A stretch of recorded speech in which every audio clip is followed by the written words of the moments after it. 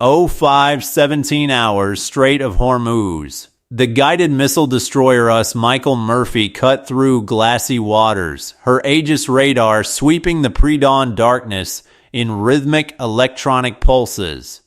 Then the Spy 1D array screamed. 6 radar contacts materialized simultaneously from the Iranian coastline, 47 nautical miles northeast. The Combat Information Center erupted into controlled chaos as the tactical action officer confirmed what every sailor aboard instantly understood. Inbound anti-ship cruise missiles, sea-skimming trajectory, estimated impact in 4 minutes and 20 seconds. The threat board illuminated with cascading red icons. C-802 class contacts, Chinese-designed weapons in Iranian inventory, capable of carrying 360-pound warheads at Mach 0.9. The destroyer had trained for this moment in 1,000 simulations.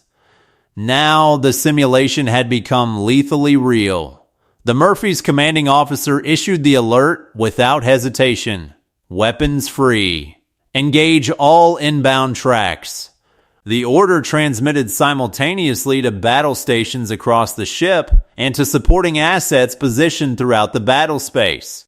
2 FA-18E Super Hornets from Carrier Air Wing 7 conducting routine patrol 90 nautical miles south received targeting data through Link 16 data link before the captain finished speaking. An MH-60R Seahawk helicopter operating from the destroyer's flight deck just 8 minutes prior banked hard and activated its AN/APS 153 radar. The strait narrowed to a technological kill zone in seconds. Every American weapon system within 150 miles oriented toward the same mathematical problem intercept 6 supersonic threats before they close the distance to a ship carrying 380 souls. At 05:18 hours, the forward Aegis vertical launch cells opened. 4 RIM 162 evolved Sea Sparrow missiles ejected in rapid sequence. White exhaust trails punching through the humid air. Launch interval 1.2 seconds. The weapons accelerated to Mach 4. Onboard seekers acquiring their designated targets within 3 seconds of launch. Simultaneously, the Murphy's Mark 45 5-inch gun swiveled to bearing 047, the autoloader cycling high explosive rounds into the chamber. The gun was not the primary intercept method. Its role came later, in the terminal engagement envelope. But every weapon mattered now. The Super Hornets reached firing position at 05:19 hours. Lead aircraft achieved radar lock on the northernmost Iranian missile. Weapon system, AGAIM-88E Advanced Anti-Radiation Missile. Repurposed for anti-cruise missile engagement through hastily uploaded software protocols developed after Red Sea Houthi attacks 16 months prior. The pilot squeezed the trigger. The missile dropped from the wing pylon, motor ignited, and streaked toward the inbound contact at 2,200 feet per second. His wingman engaged 2 seconds later, targeting a second C-802 with an AIM-120D AMRAAM adapted for surface threat engagement. Both aviators understood the tactical gamble. Air-to-air missiles against sea skimmers violated doctrine, but the engagement geometry offered no alternatives. At 05:20 hours, first impact. The northernmost Iranian missile disintegrated 34 nautical miles from the Murphy as an evolved Sea Sparrow struck its guidance section. Debris showered into the Gulf in an expanding cone of superheated metal fragments. 11 seconds later, the second Iranian weapon died identically, intercepted at 28 nautical miles. The destroyer's Combat Information Center updated the threat board. 4 inbound contacts remaining, range now 19 nautical miles and closing at 11 miles per minute. The MH-60R Seahawk dove to 200 feet, maximum weapons range against the remaining threats. The helicopter crew had 8 AIM-114 Hellfire missiles, sufficient payload for a theoretical perfect engagement. Reality delivered chaos instead. The weapons officer achieved lock on a third C-802, fired. Watch the Hellfire seeker track true. Impact at Euro 5, 21 hours, 16 nautical miles from the destroyer. The Iranian missile cartwheeled into the sea, guidance fins sheared away, warhead unexploded. 3 contacts remaining. At Euro 5, 21,040 hours, the Murphy's defensive posture shifted to terminal engagement phase. Range to nearest threat, 8.2 nautical miles. Time to impact, 52 seconds. The Mark 45 gun began firing. Muzzle velocity, 2,500 feet per second. Rate of fire, 20 rounds per minute. The weapon was not designed for anti-missile work, but the gunners had trained in desperation protocols. Proximity-fused rounds detonated in a curtain of shrapnel along the projected flight path of the nearest C-802.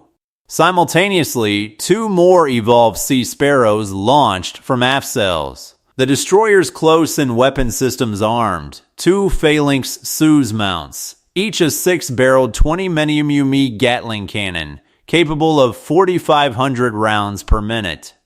The weapon systems hummed, radar tracking the death approaching at 600 miles per hour.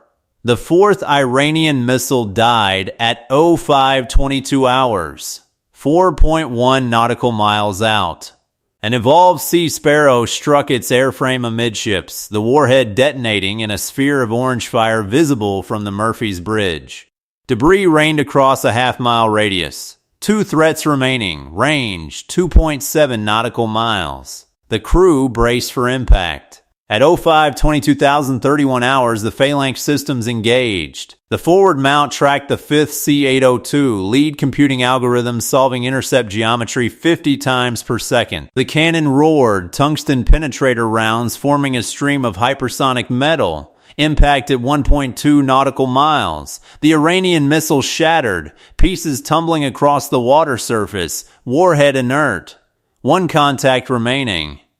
The final C-802 executed a terminal pop-up maneuver at 05:22,044 hours, climbing to 80 feet before diving toward the Murphy's superstructure. The aft Phalanx mount acquired lock, traversed 17 degrees, fired.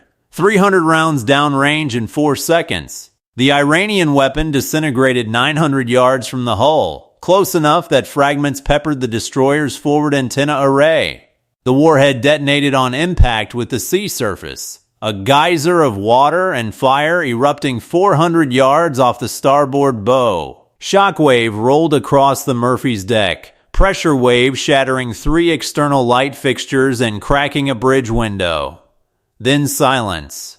6 minutes and 38 seconds after initial detection, the threat board displayed 0 active contacts. Damage assessment teams deployed immediately. The Murphy reported minor fragmentation damage to non-critical systems. 1 radar array offline. 3 antennae requiring replacement. Cosmetic hull scoring along 40 feet of starboard plating. Casualties, 0. Wounded 2 sailors, both from flying glass fragments, treated aboard and returned to duty within 20 minutes. The destroyer remained fully combat capable, propulsion unaffected, weapon systems operational, sensor suite at 94% capacity. American losses in the engagement: expenditure of 8 interceptor missiles, 2,400 rounds of 20mm ammunition, and approximately $18 million in ordnance. Iranian losses: 6 cruise missiles valued at $24 million total, and something far more costly, the illusion of strategic ambiguity. The Iranian launch had originated from a mobile coastal battery near Bandar Abbas. Detected via satellite thermal imagery within 90 seconds of firing. The site received immediate attention. At 05:31 hours, 14 minutes after the initial attack, 2 FA-18E Super Hornets delivered precision strikes on the launch position. 4 AIM-65E Maverick missiles obliterated the mobile launchers, support vehicles, and radar installations. Battle damage assessment confirmed complete destruction of the Iranian battery. No American aircraft received defensive fire. The strike lasted 47 seconds. The tactical lessons materialized immediately within U.S. Central Command. The engagement validated multi-layered integrated air defense concepts proven against Houthi attacks, but never before tested against a peer state military asset.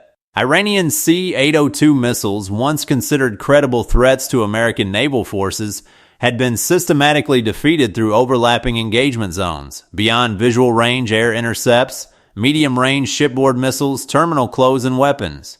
The technological superiority was absolute, the execution clinical.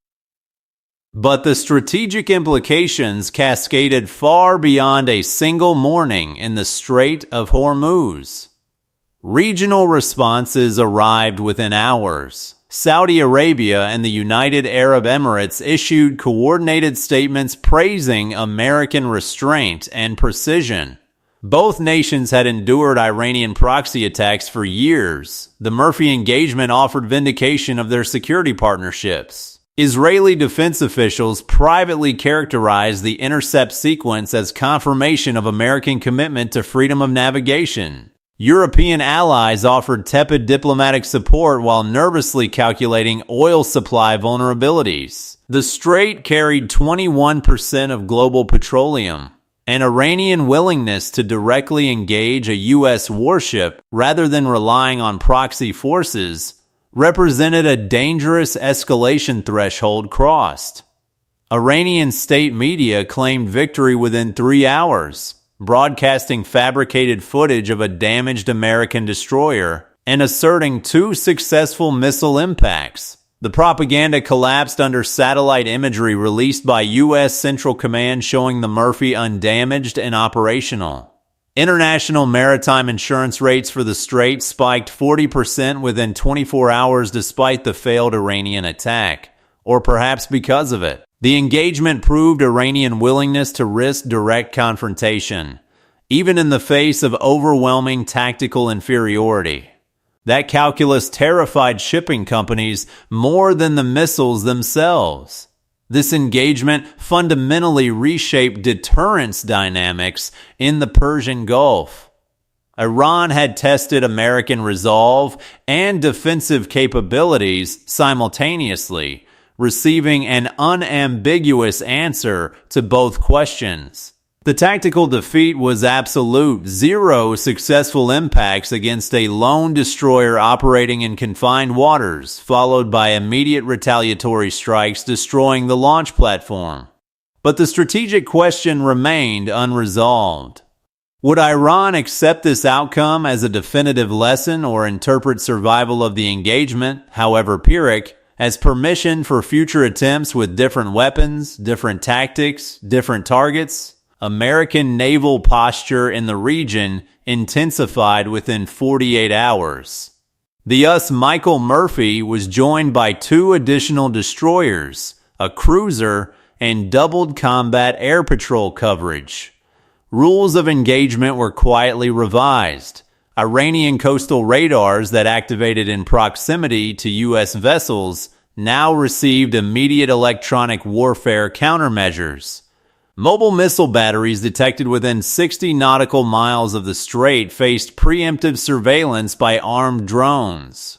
The Pentagon message was unambiguous. The Murphy engagement was not an isolated incident to be absorbed and forgotten, but a threshold crossed requiring sustained response. 6 missiles launched, 6 missiles destroyed, 0 American casualties, 47 seconds of close-in weapon engagement. Numbers that told a story of technological dominance, crew training, and integrated defense systems functioning exactly as designed under combat conditions.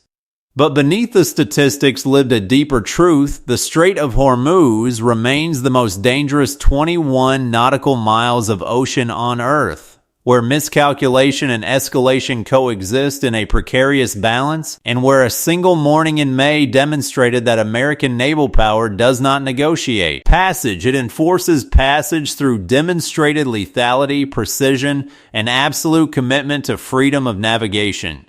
The strait remains open not through diplomacy, but through the willingness to intercept every threat, engage every aggressor, and accept no outcome except complete mission success.